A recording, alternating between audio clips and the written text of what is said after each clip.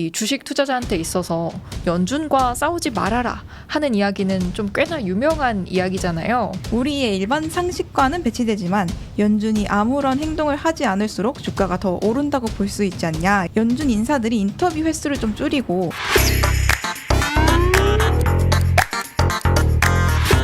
안녕하세요. 머니네버슬립 유리바나입니다. 오늘은요, 이 연준의 실질적인 파워에 대해서, 그 영향력에 대해서 재밌는 견해가 들려오고 있다고 해서 얘기를 나눠보려고 합니다. 머니네버슬립 김나연 에디터와 함께 얘기 나눠볼게요. 안녕하세요. 네, 안녕하세요. 머니네버슬립 김나연 에디터입니다. 에디터님, 사실 이 주식 투자자한테 있어서 연준과 싸우지 말아라 하는 이야기는 좀 꽤나 유명한 이야기잖아요.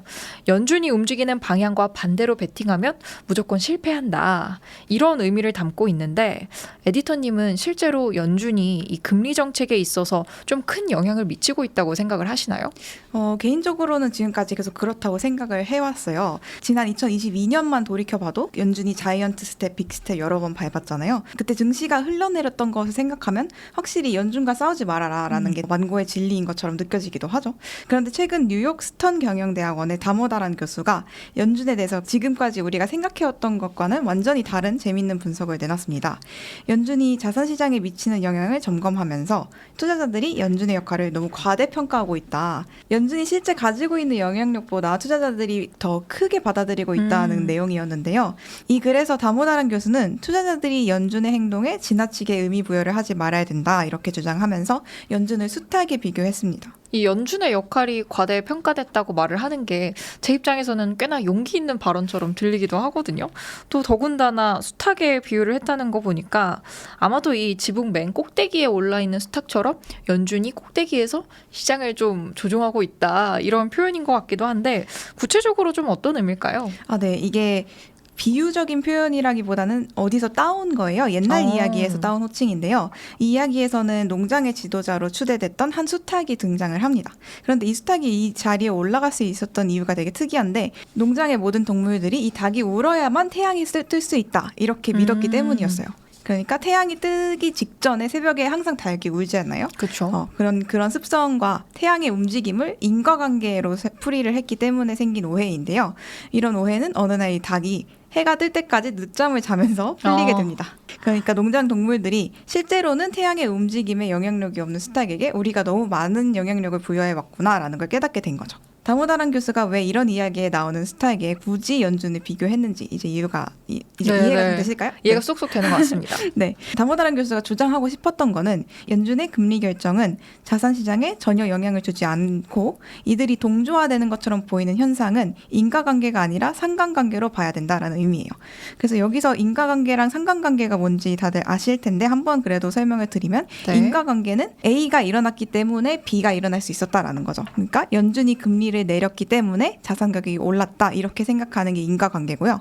상관관계는 제3의 어떤 이벤트가 일어나요. 이 제3의 어떤 이벤트가 일어나기 때문에 연준이 금리를 내리고 자산 가격도 올랐다. 이 두 개가 함께 같은 방향으로 움직이는 것뿐이지 인과관계에 따라서 움직이는 건 아니다. 그렇죠. 원인과 결과는 아니다. 이런 의미겠죠. 그게 맞습니다. 그래서 여기서 이제 상관관계로 이해를 한다는 건 물가가 과열됐기 때문에 연준이 인플레 목표치를 회복을 해야 되니까 금리를 인하를 한 것뿐이고 그와 동시에 소비자 수요가 감소해서 기업의 실적이 또 줄고 그럼 주가가 하락한다 이렇게 보는 시각이 상관관계라고 이해를 하시면 됩니다. 사실 이렇게 연준의 금리 정책을 상관관계로 봐야 한다는 주장이 받아들여지려면 다모다란 교수가 도대체 어떤 근거로 이런 얘기를 했는지 조금 더 구체적으로 짚어보는 게 또 보시는 구독자분들이 이해하시기에도 좋은 포인트가 될 것 같아요. 어떤 포인트들이 있을까요? 네. 그래서 오늘 살펴볼 리포트는 다모다란 교수가 블로그에 공유한 분석글입니다. 네. 제목이 이런데요. 연준의 이야기에 질리셨다고요? 중앙은행의 역할에 대한 근거 없는 믿음들을 팩트 체크해봤습니다. 이렇게 제목도 있습니다. 강하게 들리는데요. 팩트 체크를 해봤다고 하니까. 네네. 그래서 이 글에서 팩트 체크를 할 때 근거 없는 믿음들을 체크한다고 했잖아요. 그래서 이 믿음을 4가지 유형으로 나눠서 분석을 했습니다. 네. 첫 번째는 금리 결정자로서의 연준, 두 번째는 금리 선도자로서의 연준, 세 번째는 신호수로서의 연준, 그리고 마지막은 증시 조종자로서의 연준입니다. 네, 하나씩 살펴볼게요. 그래서 첫 번째, 금리 결정자로서의 연준이죠. 이거는 말 그대로 사람들이 금리를 모든 금리, 내가 마주하는 모든 금리를 다 연준이 결정한다라고 믿는 분들이 있는데 이게 사실이 아니다라는 거죠. 연준이 결정하는 거는 사실 기준금리 하나인데 사람들이 내가 평소에 보는 금리들 있잖아요. 뭐 여수신 금리, 그러니까 대출 적금 금리 이런 것들까지 다 연준이 정해서 나한테 오는 거다. 이렇게 믿는 분들이 있다라고 해요. 그래서 그런 것들은 아니다라는 걸 설명을 하기 위해서 이 부분을 얘기를 하는 건데, 그러니까 기준금리랑 그냥 우리가 마주하는 그 시장금리의 차이는 경제랑 금융에 관심이 있는 분들은 이미 아실 텐데요. 그래도 짧게 설명을 하고 넘어가 볼게요. 우선 연준이 중앙은행이라는 건 다들 아실 텐데요. 중앙은행의 역할은 기준금리를 정하는 거죠. 미국의 기준금리는 연방기금금리를 사용합니다. 이게 Fed Funds Rate라고 해서 FFR이라고 부르는데요. 이 FFR은 미국 금융기관이 다른 금융기관으로부터 1일간 자금을 대출받는 데 적용하는 무담보 금리를 의미해요. 정의가 중요한 건 아니지만 어찌됐든 연준이 이 FFR을 정한다는 것, 요거를 정책금리라고 부른다라는 점, 요 점을 기억을 해두시면 돼요. 요 정책금리는 연준에서 결정하는 것이 맞죠? 그런데 이제 사실 연준이 결정하지 않는 금리가 훨씬 많잖아요. 여러 시장에서 자금의 수급에 따라 금리가 각각 다르게 결정이 되기 때문이에요. 이렇게 정해지는 금리를 시장에서 정해진다라고 해서 시장금리라고 부르고요. 예를 들어서 채권 시장이 있으면 채권 시장에서 정해지는 뭐 국채금리, 회사채 금리 이런 것들이 시장금리에 해당하고요. 또 여기서 더 한 발 더 나아가면 우리가 시중은행에서 볼 수 있는 대출금리 이런 것들이 시장금리를 활용해서 만들어진 뭐 세 번째 유형이라고 보시면 돼요. 아마 많은 투자자분들이 또 보고 계시는 구독자분들이 당연히 대부분의 금리는 연준이 결정을 하는 거다. 또 연준이 결정하는 이 기준금리가 모든 금리를 대변한다고 생각하시는 분들이 많으셨을 것 같아요. 근데 이번 기회를 통해서 또 이렇게 직접적으로 영향을 미치지는 않을 수 있다는 점도 체크를 해보시면 좋을 것 같고, 그럼 실제로 이 시장의 금리가 연준이 결정했던 뭐 기준금리와는 다르게 움직이는 그런 경우도 많은가요? 네, 이거랑 이 내용과 관련해서 다음으로 살펴볼 게 금리 선도자로서의 연준이라는 역할인데요. 네, 연준이 정한 이 기준금리가 모든 시장금리를 다 영향을 준다. 이 시장금리를 같은 방향으로 움직이게 한다라는 믿음을 의미해요. 근데 이게 어떻게 보면은 너무 당연하다고는 생각이 드실 수 있어요. 연준이 기준금리를 올리면 시중은행도 그에 따라서 그렇죠. 대출금리를 올린다. 이렇게 당연히 생각을 하실 텐데 뭐 데이터를 보면은 재밌게도 기준금리 변화가 시장에 그렇게 생각보다 유의미한 변화를 일으키지 않는다는 걸 알 수 있다. 이렇게 주장을 합니다. 그래서 자료가 하나 있는데요. 대표적인 단기금리랑 장기금리부터 살펴볼게요. 이거 시장금리인데 3개월물 국채, 10년물 국채 이렇게 볼 거예요. 3개월물 국채 처음 보시면 여기 중간값이라고 되어 있죠. 이 중간값이 처음부터 끝까지 데이터들을 쫙 줄을 세워서 중간에 있는 값을 의미를 하는 거잖아요. 네. 이렇게 그래서 왼쪽에 표를 보시면 Effective Fed Funds Rate가 올랐을 때, increase 됐을 때 미디언이 마이너스 0.02%라고 되어 있죠. 그러니까 이거는 FFR이 올랐을 때 3개월물 국채 금리가 오히려 내렸다라는 걸 의미합니다. 그리고 그 다음에는 FFR이 떨어졌을 때, decrease 됐을 때 오히려 0.11% 올랐다. 이렇게 보시면 되고요. 아무런 뭐 움직임이 없었을 때 요거는 그냥 뭐 무시하셔도 되는 부분인데, 그래서 여기서 볼 수 있는 거는 오히려 기준금리랑 반대로 움직이는 현상이 나타났다는 거예요. 그리고 또 장기금리는 다르지 않느냐라고 하실 분도 있는데 장기금리도 마찬가지예요. 장기금리도 FFR이 올랐을 때 중간값이 내렸죠. 그리고 또 FFR이 내렸을 때 중간값이 오르고 이런 모습이 똑같이 발견이 돼요. 그러니까 앞서 우리가 생각했던 것과는 다른 거죠. 네. 기준금리를 올리면 국채금리도 무조건 오를 거다 뭐 이렇게 생각을 하는데 그게 아니라 반대로 움직인다라는 거고요. 그래서 우리가 흔히 시중은행에서 찾아볼 수 있는 시장금리, 뭐 대출금리 이런 것들이 기준금리랑 그리 발맞춰 움직이지만은 않는다라는 걸 알 수 있었는데요. 그래서 밑에 표를 한번 볼게요. 밑에 표를 보면 15년 주택담보대출 금리가 있어요. 요거는 보시면 FFR이 인상됐을 때 중간값이 오히려 떨어졌죠. 그런데 FFR이 인하했을 때도 똑같이 떨어지는 현상이 나타났습니다. 그러니까 FFR이 움직이는 거랑 상관없이 떨어지는 경우가 더 많았다는 거고요. 그 다음 표를 보면 요거는 고정 적금 금리인데요. 보시면 FFR이 인상됐을 때 떨어지고 인하했을 때 오르는 요거는 앞에서 살펴봤던 국채랑 유사한 움직임을 보이는 걸 알 수 있었습니다. 왜 이런 움직임이 보이는 걸까요? 네, 요거는 시장 금리가 우리 생각과는 달리 기준 금리보다 다른 요인의 영향을 더 크게 받기 때문에 나타나는 현상인데요.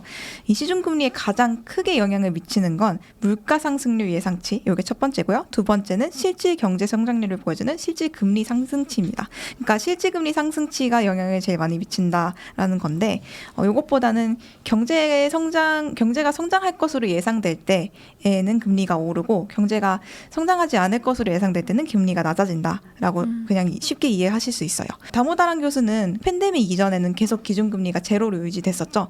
그리고 실제로 시장금리도 계속 되게 낮게 유지가 됐었는데요.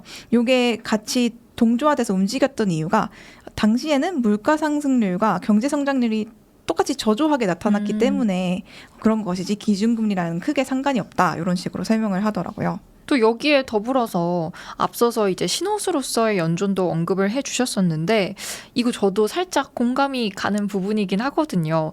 왜 우리가 연준이 금리 결정을 통해서 시장에 어떤 신호를 보내잖아요. 그러면 그 신호를 투자자마다 기관마다 좀 다르게 해석하는 경우가 있는 것 같아요. 우선 결론부터 말씀을 드리면 연준이 어떤 신호를 보내는 건 맞죠. 금리 결정을 통해서 자기네들이 원하는 정보를 담아서 시장에 신호를 보내는 것은 맞는데 그거를 사람들이 받아들이는 의미가 각각 다를 수 있다라는 게 주된 내용이에요.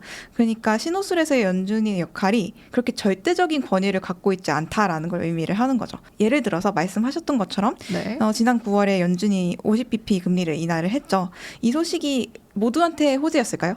아니죠. 그렇진 않았죠. 그렇진 않았죠. 장기채 투자자한테는 호재로 다가가지만 주식 투자자한테는 어떻게 보면 호재일 수도 있어도 사실은 경기 침체를 암시하는 신호일 수도 있기 때문에 금리 인하 결정이 나온 이후로 계속 증시가 변동성이 좀 커졌죠. 이전에 비해서. 네, 그래서 앞서 말씀드렸던 것처럼 연준이 보내는 신호들이 그렇게 절대적인 권위를 갖고 있지 않다라고 볼 수 있다는 거예요. 네, 그렇다면은 또 이어서 살펴볼 증시 조종자로서의 연준도 신호수로서의 역할과 언뜻 비슷하게 풀이를 해볼 수 있을 것 같은데 실제로 연준이 증시를 움직이지 않을 때도 많잖아요. 이 부분에 대해서는 에디터님은 좀 어떻게 생각하시나요? 네, 요게 증시 조종자라고 되어 있는데 영어로는 equity market whisperer라고 돼 있거든요. 근데 이 whisperer라는 단어가 좀 특이한데 어떻게 보면은 우리가 생각하는 좀 안 좋은 의미의 조종도 있지만 좀 더 다른 의미로서 보통 whisperer라고 하면은 뭔가 정보를 속삭여주는, 흘려주는 이런 의미일까요? 원래는 이렇게 쓰여요. 뭔가 동물이 있으면 그 동물이랑 막 엄청 소통을 잘하는 것처럼 보이는 사람이 있죠. 그런 사람 보고 강아지가 있으면 dog whisperer 이렇게 부르거든요. 약간 영혼까지 읽어내는 그런 약간 영적인 느낌인가요? 그래서 이런 식으로 그 좀 꼭 나쁜 의미에서만이 아니라 좋은 의미로서도 사람의 행동 어떤 그런 상대방의 행동에 영향을 줄 수 있는 그런 거를 whisperer라고 하는데요. 그래서 한국어로는 좀 적당한 단어가 없어서 제가 이렇게 번역을 했지만 사실은 이거를 받아들이실 때 증시를 막 적극적으로 나서가지고 조정을 하는 그런 의미보다는 연준의 뜻을 거스를 수 없는 상황을 이렇게 좀 간접적으로 조성을 한다라고 이해를 하시는 게 맞을 것 같습니다. 네. 근데 또 이게 막상 데이터로 보면 증시가 연준과 싸워서 이기기도 한다. 이런 결과가 나왔어요. 앞서서 제가 투자자분들이 연준과 싸우면 안 된다 이렇게 말씀을 드렸는데 그죠. 이기기도 한다니 어떤 경우가 있었나요? 저도 이게 상당히 의외였는데요. 이것도 표를 한번 볼게요. 네. FFR이 오르면 기준금리가 오른 거잖아요. 그러면 우리가 일반적인 상식으로는 S&P 500이 떨어져야 될 것 같죠. 그런데 여기서는 중간값을 보면 오히려 올랐다는 거를 알 수 있었어요. 그렇네요. 뭐 2%, 3% 이렇게 오르는 경우가 있었네요. 네네. 2% 중간값은 2%고 그 더 뒤로 이제 가면은 6%도 오르는 경우가 이제 있었다라는 건데요. 그러면은 그 다음으로 기준금리가 내렸을 때. 기준금리가 내리면 뭐 사람들이 일반적으로 좋아하죠. 처음에는. 그래서 여기는 오르는 모습이 나타났죠. 근데 여기서 중요한 건 내리는 경우보단 오르는 경우. 그러니까 올랐을 때는 우리가 일반적으로 연준이랑 싸우지 마라 이렇게 말하는데 증시가 오르는 경우가 오히려 더 디폴트 값에 가깝다라는 거예요. 그래서 이제 다모다란 교수가 이거를 가지고 얘기를 하는 건 우리의 일반 상식과는 배치되지만 연준이 아무런 행동을 하지 않을수록 주가가 더 오른다고 볼 수 있지 않냐 이런 질문을 던집니다. 그래서 다모다란 교수는 좀 재밌는 말을 하는데요. 연준 인사들이 인터뷰 횟수를 좀 줄이고 유권자들의 관심을 끌기 위해서 연준의 의사결정에 대해서 이러쿵저러쿵 말을 하는 그런 정치인들만 없어도 증시에 더 좋은 움직임이 나타날 것이라고 덧붙이기도 했어요. 결국 뭐 다모다란 교수는 연준이 자산 시장에 직접적인 영향을 미치기보다는 간접적으로 어떤 현 시장 상황을 해석해주는 존재다 이렇게 보는 것 같은데, 보시는 구독자분들도 이 연준의 결정에 너무 의존하시기보다는 다른 요인들에 조금 더 주목할 필요가 있을까요? 우선 지금까지 살펴본 다모다란 교수 분석을 한마디로 딱 요약을 해볼게요. 여기서 한마디로 요약을 하면 연준은 자산시장에 직접적으로 영향을 미치지 않는다. 자산시장에서 연준의 역할은 메신저에 가깝다. 금리를 결정해 발표할 때 현재 경기 상황과 단기 경기 방향성에 대한 중앙은행의 해석을 담아 공유할 뿐이다. 이렇게 설명을 할 수 있는데요. 다모다란 교수는 여기서 더 나아가서 연준의 결정에 우리가 일희일비하지 말고 증시에 더 근본적인 영향을 미치는 다른 요인들이 있잖아요. 연준 말고 뭐 감당 불가능할 정도로 계속 늘어나고 있는 정부 부채라든가 네. 아니면 경제 성장률이 떨어지는 그런 현상이라든가 아니면 이제 지정학적 위기 이런 것들에 더 집중을 해서 증시에 이들이 어떤 영향을 미칠지를 해석을 하자라고 주장을 했습니다. 그런데 유의하실 점이 또 있어요. 연준의 소식에 너무 매몰되지 말고 다른 요소들도 고려해라라는 건 타당한 의견이죠. 그런데 요 연준에 대한 분석이 자산 시장만을 다루고 있다는 점은 유의를 하셔야 될 것 같습니다. 왜냐하면 연준의 주된 역할이 따로 있잖아요. 연준이 그쵸. 자산 시장에만 영향을 미치는 게 아니라 연준의 주된 역할은 물가 안정이랑 자연 실업률 달성이죠. 이 과업을 달성하기 위해서 통화 정책이라는 아주 어마어마한 그런 권력을 가지고 있죠. 이 권력을 통해서 경제에 광범위한 영향력을 실제로 행사하고 있기도 하고요. 그렇기 때문에 연준이 힘이 없다라고 말한다고 해서 완전히 진짜로 이빨 빠진 호랑이다 이런 의미는 아니다라는 거를 또 알아주셨으면 좋겠습니다. 또 마지막으로 이건 개인적인 의견이기는 한데요. 다모다란 교수가 제시한 이 데이터들이 보시면 1954년부터 현재까지 그냥 이거를 분기별로 나타난 데이터들을 그냥 쭉 모아서 정리를 해서 그냥 줄을 세워가지고 살펴본 거예요. 그런데 이제 연준의 역할 같은 게 요 1954년부터 현재까지 전혀 변하지 않고 그냥 쭉 이어져 온 게 아니잖아요. 버냉키 의장 이후로 연준의 태도가 많이 변화했다라는 그런 분석들이 많죠. 헬리콥터 머니, 버냉키 의장의 그런 업적이라고 할까? 그런 것 중에 하나인데요. 요 이후로 연준의 태도가 이전보다 적극적으로 변했죠. 네. 그리고 또 코로나19 팬데믹 시기를 한 번 더 지나면서 연준의 적극성이 또 여기서 한 번 더 강화됐죠. 그렇기 때문에 연준이 적극적으로 개입하기 시작한 이후로부터 데이터를 좀 잘라서 그때부터 찾아봤으면 또 결과가 다르지 않았을까 하는 제 의구심도 있기는 한데요. 요거는 제가 해보진 않아서 잘 모르겠네요. 저도 그 의견에는 조금 동의를 하는 것 같습니다. 예전에보다는 확실히 최근에 연준의 역할이 조금 더 다양화되고 적극적이어지기는 했기 때문에 또 분명히 유의미한 차이나 또 해석이 있을 수는 있지 않을까 하는 생각이 저도 드는 것 같습니다. 네, 오늘 이렇게 연준의 자산시장에서의 역할에 대해서 다모다란 교수의 견해를 통해서 조금 살펴봤는데요. 오늘도 또 자리해 주셔서 감사합니다. 감사합니다. ETF 기초부터 유형별 총정리까지 머니네버슬립에서 단 3시간 만에 미국 ETF를 총정리하는 라이브 강의를 진행합니다. 고정 댓글을 확인해 보세요.